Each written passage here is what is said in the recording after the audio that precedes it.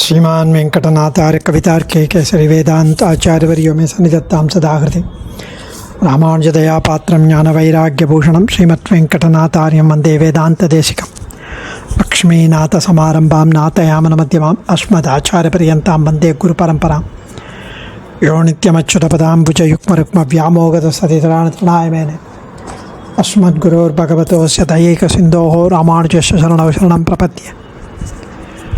சுவாமி தேசிகனுடைய ஸ்ரீ யதிராஜ சப்ததியில் இன்றைய தினம் 24வது ஸ்லோகம். எம்பெருமானுடைய ஞான முத்திரையின் பெருமையை பற்றி தெரிவிக்கிறார். அவர் ஞான முத்திரையை போற்றுகிறார். நாதஸ்ஸயேஷ யமினாம் நகரஸ்மி ஜாலைஹி அந்தர்நிலேனமபனீய தமோ மதீயம் विज्ञानचित्रमनघं लिखतीव चित्ते व्याख्यानकेलिरसिकेन कराम्बुजेन नाथस्य एष यमिनां नकरश्मिजालैः अन्तर्निलीममपनीय तमो मदीयं विज्ञानचित्रमनघं लिखतीव चित्ते வியாக்கியானகேளிரசிகேன கராம்புஜேன. யதிகளுக்கெல்லாம் நாதன் எம்பெருமானார். அவர் தமது கை விரல்களில் உள்ள நகங்களிலிருந்து கிளம்பும் அந்த ஒளிக்கதிர்கள், ஒளிக்கற்றைகள், அந்த கற்றைகளால், ஒளிக்கற்றைகளால், அந்த நகங்களிலிருந்து கிளம்பும் ஒளிக்கற்றைகளால் அடியேன் மனத்தினுள் விடாப்படியாக ஒட்டி கொண்டிருக்கும் அஜ்ஞானமாகிய இருளை போக்குகிறார். மனத்தில் ஒட்டின்றிருக்கு, விடவே மாட்டேன்னு. அந்த அழுக்கை, அஜ்ஞானமான இருளை அவருடைய நகங்களின் ஒளிக்கற்றையினால் போக்குகிறார். உலகத்தில் ஓவியம் வரைபவன் முதலில் சுவரில் உள்ள அழுக்கை போக்குவான் அல்லவா? மிக கடினமான வேதாந்த விழுப்பொருள்களை எல்லாம் விளையாடல் போல உபதேசிக்க வல்லவர் அவர். அப்படியே ஞான முத்திரையுடன் கூடியதும் விளையாடல் போல உபதேசிக்க வல்லதும் தாமரை போன்றதுமாகிய அந்த திருக்கையாகிய தூரிகையால் உயர்ந்த தத்துவஞானமாகிய சித்திரத்தை அடியேன் மனதில் எழுதுகிறார் சுவாமி எம்பெருமானார் என்கிறார் வேதாந்த தேசிகன். ரொம்ப அழகான ஒரு அனுபவம். அவர் இந்த மாதிரி எம்பெருமானார் ஞானமுத்திரையின் பெருமையை தெரிவிக்கிறார். யமினாம் நாதஸ்ஸயேஷ யமினாம் நகரஸ்மி ஜாலைஹி. யமினாம் துறவியர்க்கு, நாதன் தலைவர், சகா அத்தகைய, ஏஷகா இந்த ஸ்ரீ பாஷ்யகாரர், நகரஸ்மி ஜாலை நகங்களின் ஒளிக்கற்றைகளினால், அந்தர்நிலீமனபனீய தமோமதீயம் அந்தர் உள்ளே, நிலீனம் மறைந்து கிடந்த, மதியம் எனது, தமகா அஜ்ஞானமாகிய இருட்டை, அபனீய அகற்றி, வியாக்கியான கேளி ரசிக்கேன உபதேசிக்கும் லீலையின் சுவை அறிந்தவர்.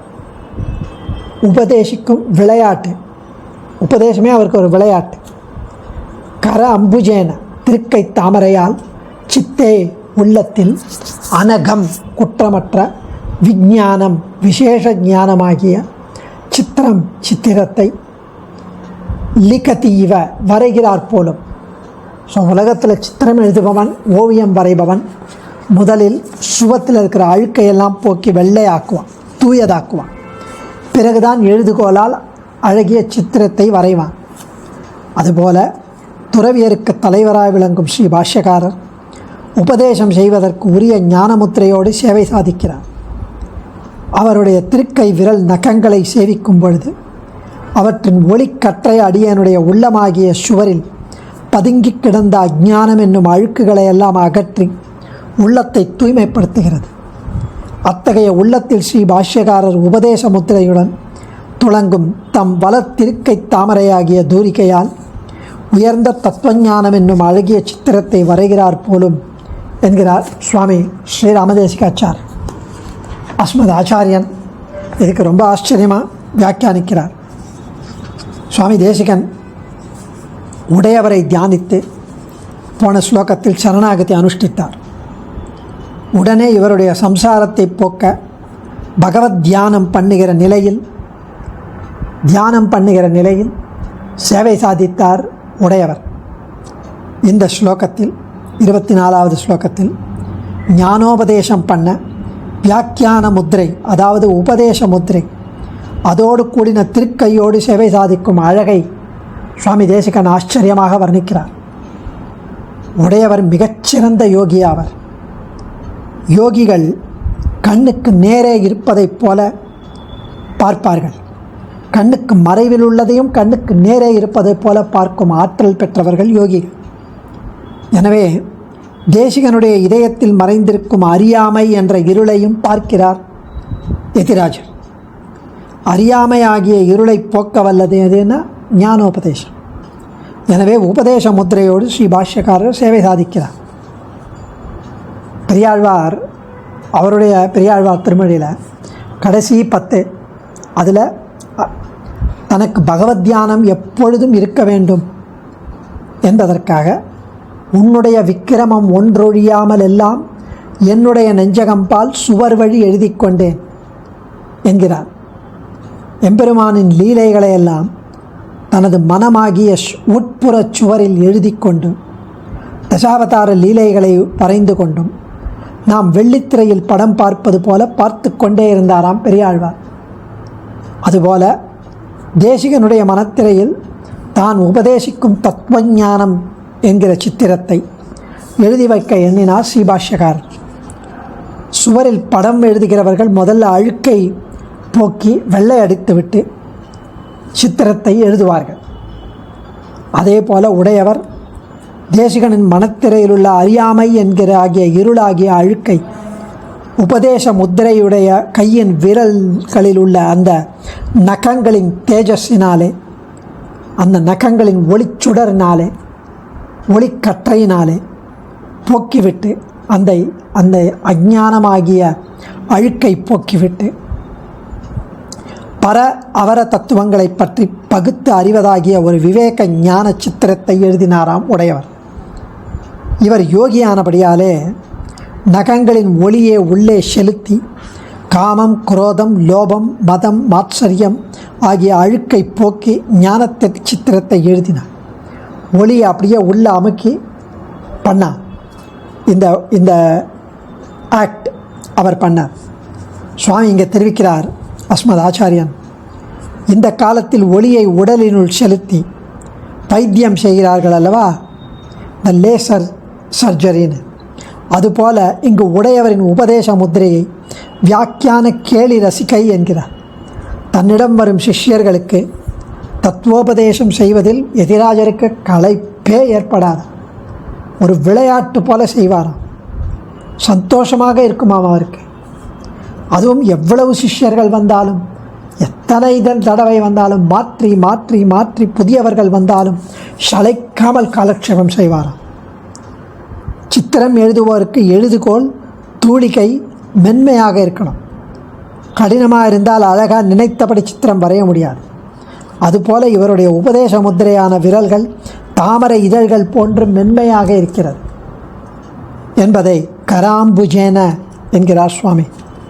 இந்த ஸ்லோகத்தில் ஏஷ நாத லிகதி, இவர் எழுதுகிறார் என்று ரசிக்கத்தக்கது. இவர் அப்படின்னா தான் எதிர உட்காண்டிருக்கார் அவர், இவர் தோ இங்கே இருக்கார் இவர் என்று எதிரே உள்ளவரை குறிக்கும் சொல். எழுதுகிறார் என்பது நிகழ்கால வினை, ப்ரெசன்ட் டென்ஸ். இதனால் உடையவர் தனக்கு பிரத்யட்சமாகி எழுதுகிறார் என்பதை நமக்கு உணர்த்துகிறார், சாட்சாத்கரிக்கிறார் பாஷ்யக்காரரை. அவருடைய நகங்களை, நகத்திலிருந்து வரும் ஒளி அஞ்ஞான இருட்டை போக்குவதை, அது உபதேசம் செய்வதை, எல்லாவற்றையும் வேதாந்த தேசிகன் இங்கே சாட்சாத்கரிக்கிறார். அந்த சமயத்தில் இந்த ஸ்லோகம் பண்ணும்போது இதில் டாக்டர் வி.என். வேதாந்த தேசிகனுடைய தெளிவுரையும் ரொம்ப ஆச்சரியமான விஷயம். 5 வியாக்கியானத்தையும் கம்பைல் பண்ணி ரொம்ப அழகாக எழுதியிருக்கிறார். ஸ்ரீ பாஷ்யக்காரரை வலதுகை வியாக்கியான முத்திரை காட்டி இருக்கும் கோலத்தில் சேவிக்கிறோமே, அவர் யோகீஸ்வரர். விரல் நகங்கள் தேஜோமயம், என்னுடைய உள்மனஸ் இருள்மயம். என் அஜ்ஞானம் இருள் போகும்படி ஞான சித்திரத்தை என் மனச்சுவரில் எழுதுகிறார் போலே இந்த கோலம் காண்கிறதே என்கிறார் சுவாமி. நகரஷ்மி சுவரை வெண்மை பூச்சு கொடுத்து பின்னால் எழுத வசதி செய்வது போலும். இப்படி எழுதுவது அவருக்கு ஒரு கேலி, ஒரு லீலை. வியாக்கியானமே கேலி, சந்தோஷ காரியம். லீலை பிரயோஜனாந்தரபரர் எழுதுவது போல இல்லை, மீதி பலன்களை எதிர்பார்ப்பவர்கள் போல இல்லை. இதுவே அவருக்கு பலன். ஏஷ லிகதீவ, கண் முன்னே நிகழ்வதைப் போல. உத்பிரேக்ஷ அலங்காரம், எழுதப்படுவது விஞ்ஞான சித்திரம். அனகம், குற்றமற்றது, விசேஷமான ஞான ரூபமான சித்திரம். சிஷ்யர்களுக்கு ஞானோபதேசம் செய்வது இந்த வியாக்கியான முத்ரா ஹஸ்தத்தாலே ஒரு லீலை போல நடக்கும். அதுவும் சந்தோஷத்துடன் சந்துஷ்டியாக நடக்கும். சித்திரம் எழுதுவதும் வெறும் லீலா மாத்திரம். இப்படி இந்த கோலத்தில் சுவாமிக்கு ஸ்ரீ பாஷ்யகாரர் சேவை சாதித்தார் போல. அதுவும் வேதாந்த வித்யா சித்திரம் வரையும் அந்த உபதேச முத்திரை விரல்கள் மிருதுவானது, தாமரை போனது. நளினமான ரீதியில் அடியேன் சித்த பித்தியில் உள்ள சுவரில் வேதாந்த வித்யா சித்திரம் வரையும். ஏற்கனவே அந்த சுவரில் நிறம் சுத்தமான வெளிர் நிறம் இருக்காதோ என்று ஐயப்பட்டு இந்த விரல் நகங்கள் முதலில் ஒளியை வெளியிட்டு சுவரை துடைத்து சுத்தம் செய்து பிறகு உபதேச முத்திரை. லிகதீவ, எழுதும் போல என்பது பாஷ்யக்காரர் திருக்கைக்கு ஒரு விசேஷனம். வியாக்கியான கேளு ரசிகமாம் அந்த தாமரை. வியாக்கியானம் லீலை மாதிரி செய்ய வல்லவர். பெருமாளும் லோகவத்து லீலா கைவல்யம் என்று இயற்றுமா போல பிரம்மசூத்திரம் தெரிவிக்கிறது. லோகவத்து லீலா கைவல்யம். இந்த ஆச்சாரிய வள்ளலுக்கும் லீலை, கேலி. அதுவும் ரசிகர், சிரமமில்லாது செய்ய வல்லவர். இதில் ரசிகர். அப்படி நின்று அமலன் படியெல்லாம் இப்படி எம் உள்ளத்து எழுதினார்கிறார் அமிர்தரஞ்சனில் 12வது பாசம். அப்படி நின்ற அமலன் படியெல்லாம் இப்படி எம் உள்ளத்து எழுதினார். ஹிருதிமுக்த சிகண்டமண்டனோர் லிகிதக்கேன மமேஷ சிற்பினா 14வது ஸ்லோகத்தில் கோபால விம்சத்தில் தெரிவிக்கிறார். கண்ணன் தன் லீலை உருவை என் உள்ளச்சுவரில் எழுதி வரைந்து நாட்டுவித்தான் என்கிறார். எல்லாம் இங்கு ஒப்புக்கொள்ள வேண்டும்.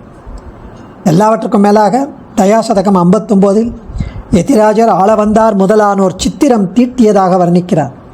தொதுதய தூளிகாபி ரமுனா விஷசைல ஜுஷா ஸ்திரச்சர சில்பினைவ பரிகல்பித சித்திரதிய. இப்படி யதிராஜர் ஆளவந்தார் முதலானோர் சித்திரம் தீட்டியதாக வர்ணிக்கிறார் அந்த 59வது ஸ்லோகத்தில். எத்தனை அனுபவம்! எல்லாம் ஸ்ரீ டி.ஆர். சுவாமி கிருப்பையால் கிடைத்தவை என்கிறார் டாக்டர் வி.என். வேதாந்த தேசிகன். அடியேன் தன்யோஸ்மி. கவிதார்க்கிக சிம்ஹாய கல்யாண குணசாலினே ஸ்ரீமதே வெங்கடேசாய வேதாந்த குரவே நமः.